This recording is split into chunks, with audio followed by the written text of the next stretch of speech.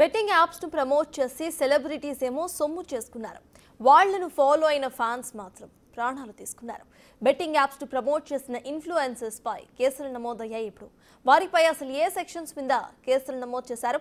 Case నుంచి తప్పించుకోవటం సాధ్యమేనా? ఎలాంటి శిక్షలు పడే అవకాశం ఉంటుంది? అసలు పోలీసుల నుంచి కొందరు తప్పించుకు తిరుగుతున్నారు. వాళ్ళు ఎన్నాళ్ళు అలా తిరగగలుగుతారు? వారిని చట్టం ముందు నిలబెట్టడం ఎలా?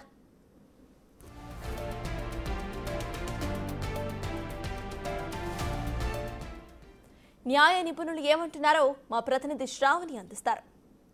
కొన్ని రోజుల నుంచి కూడా మనం చూసుకున్నట్టయితే సోషల్ మీడియాలో ఇన్ఫ్లుయెన్సర్స్ పైన అంటే బెట్టింగ్ యాప్స్ కానీ ఆన్లైన్ గేమ్స్ని ప్రమోట్ చేసిన ప్రతి ఒక్కరిపైన కేసెస్ అయితే అవుతున్నాయి. అసలు ఏ సెక్షన్స్ కింద ఈ కేసెస్ అనేవి నమోదవుతున్నాయి, ఏంటి అసలు ఈ సెక్షన్స్ యొక్క ఉద్దేశం ఏంటిది, దీనివల్ల ఎలాంటి శిక్ష పడబోతుంది అన్న విషయాలపైన కూడా మనతో చర్చించడానికి హైకోర్టు అడ్వకేట్ రామారావు గారు ఉన్నారు. వారిని అడిగి తెలుసుకుందాం. సో సార్, మీరు చూసే ఉంటారు ఇన్ఫ్లుయెన్సర్స్ ఇవి ప్రమోట్ చేసిన యాప్స్, సో వాళ్ళకి ఎలాంటి సెక్షన్స్ కింద కేసెస్ అనేవి నమోదవుతున్నాయి? ఇప్పటిదాకా నమోదైన ఎఫ్ఐఆర్లు మనం చూసుకుంటే 318 అనేది ఇంతకుముందు 420 ఐపీసీ ఉంటుండే. అంటే మోసపూరిత ఉద్దేశంతోన ఒక వ్యక్తిని మోసం చేసే విధంగా అతని నుండి డబ్బులు రాబట్టే ఆలోచనతోని తప్పుడు సమాచారం ఇవ్వడం. అంటే ఇప్పుడు కొంతమంది ఇన్ఫ్లుయెన్సర్స్ మీరు చూసారు, నా ఫోన్ పడిపోయింది, నా ఫోన్ ఇరిగిపోతే నేను ఒక బెట్టింగ్ యాప్లో నేను 1000 రూపాయలు పెట్టినా, 2000 పెట్టినా, 2000 పెడితే నాకు 1,00,000 రూపాయలు వచ్చినాయి. ఇవన్నీ మిస్లీడింగ్ స్టేట్మెంట్స్. అది మనం 420 ఐపీసీ, ఇంతకుముందు 420 ఐపీసీ ఉంది, ఇప్పుడు అది 318 అయింది. అయితే కొంతమంది ఇట్లనే మీడియా మిత్రులు వాళ్ళని అడగడం జరిగింది, ఏంది మీరు ఇట్లా ప్రమోషన్ చేసిండ్రు, మీకు అంటే మాకు తెలియక చేసినామంట. అంటే మీకు బేసిక్ కంటెంట్ అనేది తెలియకుండా ప్రమోషన్ చేసుడు అనేది చాలా తప్పు. అయితే దీనిలో ఇట్లా ప్రమోషన్ చేస్తారు కాబట్టి ఆర్గనైజ్డ్ క్రైమ్ 111 అనేది ఒకటి పెట్టడం జరిగింది. అదేవిధంగా ఇప్పుడు మన తెలంగాణ గేమింగ్ యాక్ట్ ఉన్నది, 3 and 4 of Telangana gaming act. అదేవిధంగా ఐటీ చట్టంలో కూడా 66D అనే సెక్షన్ పెట్టడం జరిగింది. మోస్ట్ ఆఫ్ ది కేసెస్ ఈ క్రమంలో రిజిస్టర్ చేసిన కేసులని అన్నింటిలో ఇవే సెక్షన్స్ పెట్టడం జరిగింది. ఈ సెక్షన్స్ ప్రకారం 3 నుండి 7 సంవత్సరాల శిక్ష పడే అవకాశం ఉంటుంది. అది ప్రూవ్ అయితే, అంటే కొన్ని సాధారణ ఫైన్తో ఇడిచిపెట్టవచ్చు, అది కొన్ని అయితే శిక్ష పడే అవకాశం ఉంటుంది. ఇప్పుడు 420 ఉన్నది. 420 అంటే ఎంతోమంది, ఇప్పుడు నార్మల్గా 420 అనేది 2 ఇయర్స్ నుంచి మొదలై 7 సంవత్సరాల వరకు శిక్ష ఉంటుంది. అంటే ఇంతకుముందు 420కి 3 ఇయర్స్ నుండి 7 ఇయర్స్ వరకు శిక్ష ఉండే. అయితే ఇప్పుడు ఇది ఎన్మాసే ఎంతోమందిని ఇన్ఫ్లుయెన్స్ చేయడం, ఎంతోమందికి ఇట్లా ఆశ కల్పించి, అంటే తప్పుడు మాటలు, ఫాల్స్ ప్రామిసెస్ చేసి, ఇప్పుడు రమ్మీ అని ఒక గేమ్ ఉంటుంది, రమ్మీ సిండికేట్ ఆడుతుంటారు. దాన్ని అడ్వాన్స్డ్ బ్రిడ్జ్ పర్మిటేషన్స్ అండ్ కాంబినేషన్స్తో ఉంటుంది. ఇప్పుడు సుప్రీంకోర్టు ఏం చెప్పిందంటే, కొంతమంది వ్యక్తులు వాళ్ళ ఎంటర్టైన్మెంట్ కోసం రమ్మీ ఆడుకోవడం, దానిలో పైసలు పెట్టి ఆడుకున్నా కానీ అది తప్పు కాదు అని సుప్రీంకోర్టు చెప్పడం జరిగింది.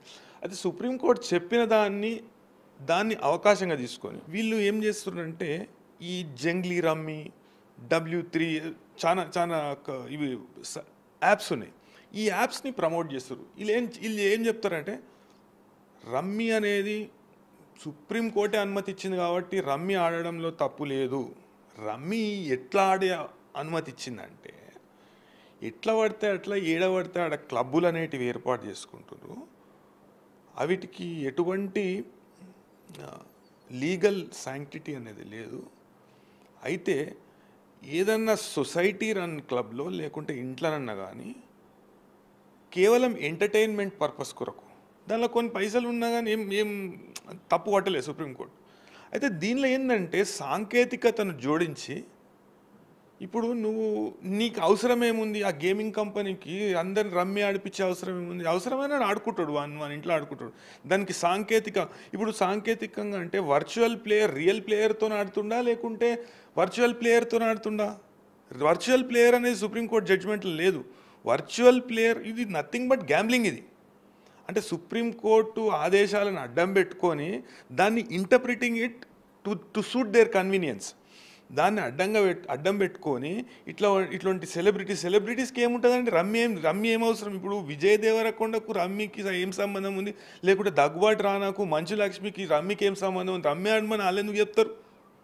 అజయ్ దేవ్గన్ ఇంతకుముందు బాంబేలో మహారాష్ట్రలో కేసు అయింది. షారుఖ్ ఖాన్ ఇంటి మీద అటాక్ చేసిండ్రు ప్రజలందరూ పోయి ఇట్లాంటి మోసపూరితమైన యాడ్లు చేస్తున్నావు నువ్వు. ఒకటైతే అది బైజూస్ క్లాసెస్ అని ఒకటి ఉండే, బైజూస్ క్లాసెస్ విషయంలో ఇట్లనే ఒకటి ఇదే ఈడీ ఇన్వాల్వ్ అయింది, ఆడ కూడా ఈడీ ఇన్వాల్వ్ అయింది, ఫస్ట్ టైం ఈడీ ఇన్వాల్వ్ అయింది. ఇట్లా ఈ ఆన్లైన్ యాప్స్ అరే షారుఖ్ ఖాన్ కేసులో అయితే ఈడీ ఇన్వాల్వ్ అయ్యి ఏం వెళ్ళిందంటే దాంట్లో ఒక పాకిస్తాన్ బేస్డ్ యాప్, ఇట్లనే గేమింగ్ యాప్ ఒకటి పాకిస్తాన్ బేస్డ్ యాప్, దాన్ని ప్రమోట్ చేస్తున్నట్టు ఇండియన్ యాక్టర్స్. అరే సిగ్గు లజ్జ ఉండాలి, గింతనన్నా మేము చూసుకోకుండా అంటే ఏది పడితే అది చేస్తావా పైసలు ఇస్తాను కాదు కదా. అదేది వాడు డిస్క్లైమర్ రాస్తాడు, గేమింగ్ ఈజ్ అడిక్టివ్, ఏదైనా సిగరెట్ మీద రాసినట్టు ఉంటుంది, అది ధూమపానము అనారోగ్యకరము, ఆరోగ్యానికి హాని చేస్తుంది, టొబాకో కాసెస్ క్యాన్సర్ అని రాస్తారు. ఇంత చిన్న దానికంటే చిన్నగా రాయరాదిగా ఇంకట్లా అది రాసి అంటే వీళ్ళు కూడా రాస్తారు గేమింగ్ ఈజ్ అడిక్టివ్. మరి నువ్వు ఇట్లా చేసుడేంది, అందరు నువ్వు ఆడుండ్రి అంటే వీళ్ళు మొత్తము ఈ గేమింగ్లో వాళ్ళకు పైసలు వచ్చినట్టే చెప్తురు. ఓ 1000 రూపాయలు పెడితే 1,00,000 రూపాయలు వచ్చినాయని కొంతమంది ఇన్ఫ్లుయెన్సర్ చెప్తారు. వాడు ఒక ఐఫోన్ కొనుక్కున్నా అని చెప్తాడు, లేకుంటే కారు కొనుక్కున్నా అని చెప్తాడు. 1000 రూపాయలు పెడితే ఏడొస్తున్నాయి 1000 రూపాయలు. మరి అందరు అదే గేమింగే ఆడతారు. ఇక ఎవ్వరు పని చేయరు, జాబ్లు మానేస్తారు, లేకుంటే వ్యవసాయం చేస్తే వ్యవసాయం మానేస్తారు, ఏదైనా వృత్తి చేస్తే ఆ వృత్తి మానేస్తారు.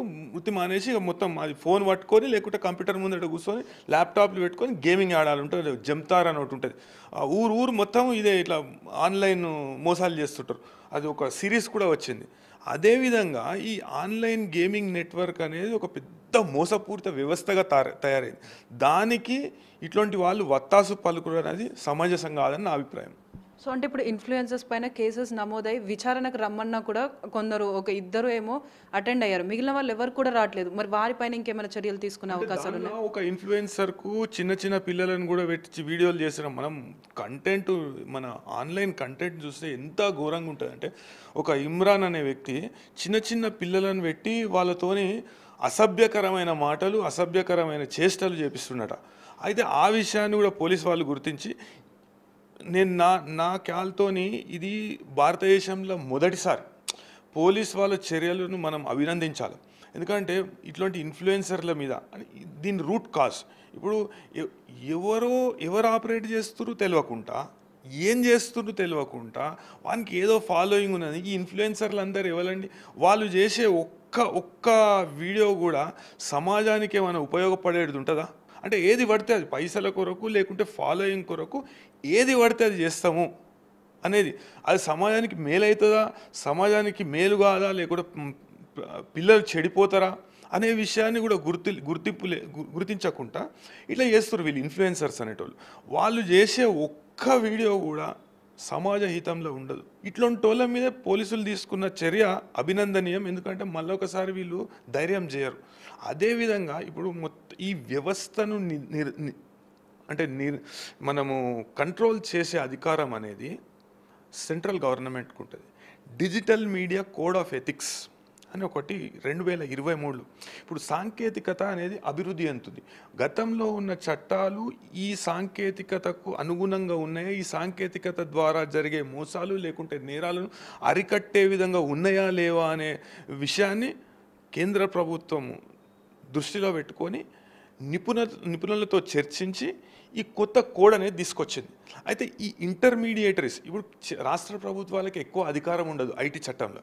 రాష్ట్ర ప్రభుత్వాలు ఏంటంటే ఐటీ చట్టం ద్వారా వాళ్ళ రాష్ట్రం పరిధిలో ఏదైనా నేరం జరిగింది, లేకుంటే రాష్ట్రాల పరిధిలో హద్దులలో ఏదైనా నేరం జరిగింది, అసొంటి వాటిని నియంత్రించనీకి వాళ్ళు బ్లాక్ చేసే అవకాశం ఉంటుంది. ఇప్పుడు అంటే home secretary, state home secretary ఉంటాడు. హోమ్ సెక్రటరీ రాస్తే సిఈఆర్టీ అనే ఒక ఆర్గనైజేషన్ ఉంటుంది, computer emergency response team. ICCC అని ఒక ఆర్గనైజేషన్ ఉంటుంది. అయితే ఈ ఆర్గనైజేషన్స్ కేంద్ర ప్రభుత్వం ఆధీనంలో పనిచేస్తాయి. అయితే ఈ నిర్ణయం తీసుకునే అధికారం, అదేవిధంగా చట్టాలలో మార్పు తెచ్చే అధికారం కేంద్ర ప్రభుత్వానికి ఉంటుంది.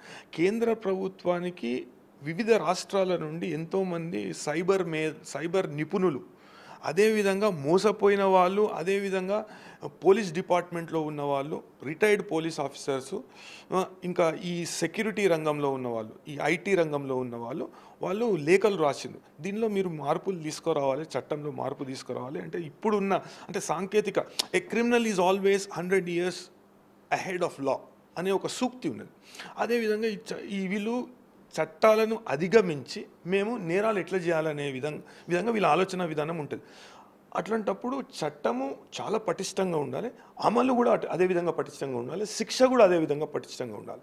ఆ చట్టాన్ని పూర్తి స్థాయిలో అమలు చేస్తే తప్ప ఇట్లాంటి మోసాలను లేకుంటే ఇట్లాంటి ఆన్లైన్ బెట్టింగ్ యాప్స్ని మనం నివారించలేమని నా అభిప్రాయం. అంటే ఇప్పుడు కేసు 11 మంది పైన ఇన్ఫ్లుయెన్సర్స్ పైన అయింది. తాజాగా సినీ యాక్టర్స్, హీరోస్, హీరోయిన్స్ కూడా ఇన్వాల్వ్ అయి ఉన్నారు. సో ఇందులో ముఖ్యంగా ఏంటంటే నిన్నటి వరకు కూడా ఈ ఇమ్రాన్ అనే వ్యక్తి, అదేవిధంగా హర్ష సాయి, వీళ్ళిద్దరు కూడా అబ్స్కాండ్ అయ్యారని చెప్పేసి అయితే అంటున్నారు. సో వీళ్ళకి ఎలాంటి శిక్షలు, అంటే ఎలాంటి సెక్షన్స్ కింద కేసెస్ అనేది పెట్టొచ్చు ఈ అబ్స్కాండ్ అయిన వాళ్ళకి? అబ్స్కాండ్ అవ్వడంలో ముఖ్య ఉద్దేశం ఏంటంటే వీళ్ళ మీద ఇంకా కేసులు పడతాయనే ఆలోచన. ఎందుకంటే సోషల్ మీడియాలో కానీ మొత్తం మన ఎలక్ట్రానిక్ అండ్ ప్రింట్ మీడియాలో కానీ వచ్చిన వార్తల ప్రకారము వీళ్ళు ఈ ఒకటే కాదు, చిన్న పిల్లలతో మన అసభ్యకరంగా నృత్యాలు చేపించడము, లేకుంటే అసభ్యకరంగా ప్రవర్తించడము, ఇంకా ముందటికి పోతే కొన్ని చిన్న పిల్లలతో అసభ్యకరంగా ప్రవర్తించిన ఘటనలు కూడా ఉన్నాయనే విషయాన్ని మీడియాలో, ఎలక్ట్రానిక్ మీడియాలో కానీ, ప్రింట్ మీడియాలో కానీ, అదేవిధంగా డిజిటల్ మీడియాలో కానీ రావడం జరిగింది. సో అది దృష్టిలో పెట్టుకొని ఇంకా కేసులు పడతాయేమో.